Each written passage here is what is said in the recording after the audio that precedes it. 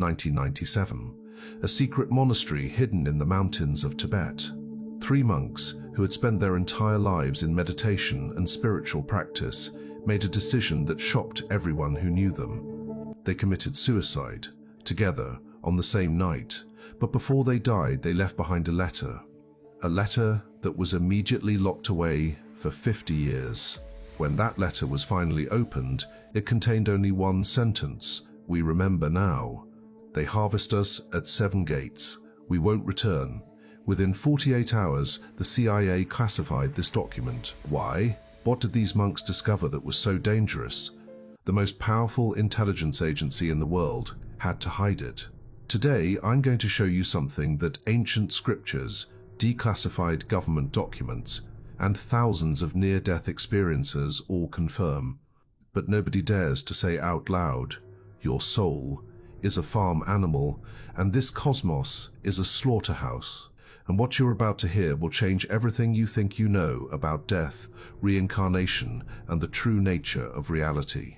But I need you to promise me something. Watch this entire video, because if you stop halfway, you'll miss the most important part. The escape protocol.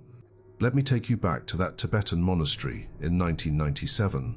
This wasn't the first time something like this happened. In the 1940s, similar incidents were reported but quickly suppressed. The 3 monks weren't depressed, they weren't mentally ill.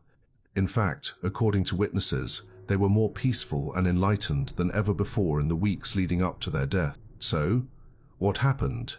They broke through, they remembered, and they chose to exit the system on their own terms rather than being recycled through it again. Now, you might be thinking this is just one isolated incident, but here's where it gets really interesting. When researchers started digging into ancient texts from completely different cultures that had never contacted each other, they found the exact same pattern, the exact same warning. The Egyptian Book of the Dead describes 7 gates of Duat, 7 checkpoints the soul must pass through after death. The Tibetan Book of the Dead, called Bardo Thodol, speaks of 7 Bardo states, 7 stages between death and rebirth.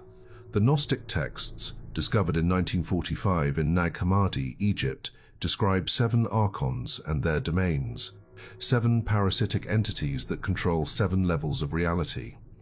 Vedic scriptures mention 7 locuses, 7 planes the soul travels through.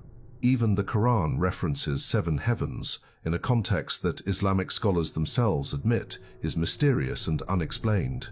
Are these all just coincidences? 7 different traditions, separated by thousands of miles and thousands of years, all describing a 7-level system that souls must navigate after death. No, these are different descriptions of the same system, the same trap, the same prison. But it gets even more disturbing when we look at modern evidence. Dr. Raymond Moody, the psychiatrist who pioneered near-death experience research, has analyzed over 50,000 cases. And here's what nobody talks about. 73% of people who had NDEs report experiencing what felt like checkpoints or screening stations after death. They describe beings of light who ask them questions. But listen carefully to how NDEs describe this experience. They use words like interrogation, processing, and evaluation. Does that sound like a loving reunion with God? Or does it sound more like customs at an airport? Even more disturbing, nearly all NDEs report some form of memory alteration. They call it a life review. But after this review, they describe feeling foggy, confused, almost drugged. Many say they felt a compulsion to return to Earth, not a choice, but a compulsion. One NDEer, who wishes to remain anonymous, told researchers, "I wanted to stay in that place of peace, but they kept telling me I had unfinished business. I had to go back. I had to learn more lessons. And when I said no, the beings became less friendly. The love I felt turned to pressure. It wasn't a suggestion anymore. It was an order." Does that sound like divine free will? Or does it sound like coercion? Now here's where the government comes in. In the 1960s, the CIA launched something called Project Gateway. The official story was that they were researching consciousness for military applications, but what they were really studying was how to map the soul's journey after death. In 2003, the CIA accidentally declassified a document. It's called Analysis and Assessment of Gateway online right now. And in this document, they confirm something that mainstream science still denies. Consciousness is not produced by the brain. Consciousness is an energy field that exists independently. But here's the shocking part. Page 25 of the original report was missing. For 20 years, nobody knew what was on that page.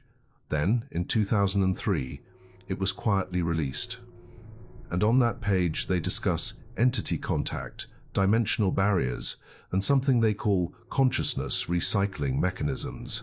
The Pentagon has also been caught funding research into what they sanitize as consciousness energy matrix studies.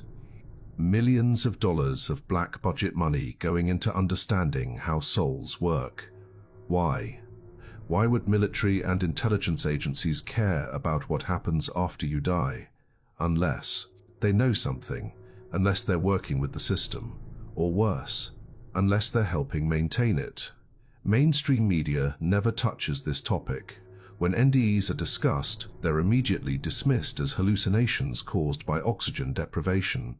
Scientists who dare to research consciousness seriously find their funding cut and their careers destroyed. This is the modern cover-up, and it's not happening by accident. 2. Now let me show you exactly how this trap works. And to understand it, we need to go back to 1938, Nazi Germany. Hitler was obsessed with the occult, but most people don't know about one specific expedition he ordered. Ernst Schaefer, a German scientist, led a team to Tibet between 1938 and 1999.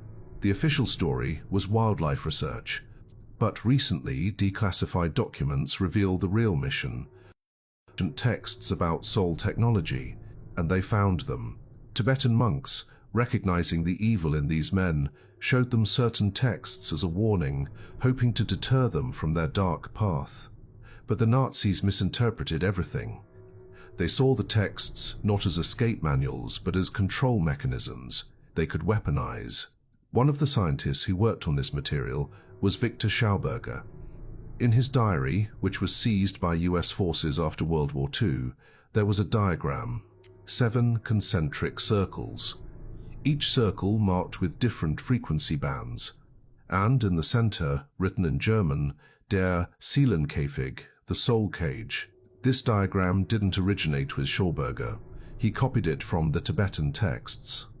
And through Operation Paperclip, this knowledge came to America, into the hands of the CIA, into the hands of the military-industrial complex.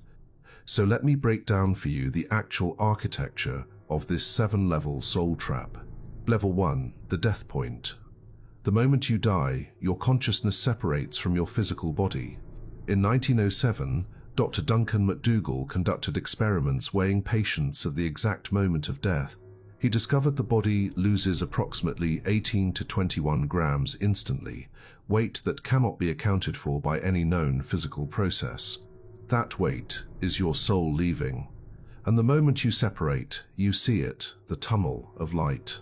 Everyone talks about the beautiful, peaceful white light. You're drawn to it automatically, like a moth to a flame. But here's what they don't tell you, that tunnel is an electromagnetic funnel. It's not divine. It's technology.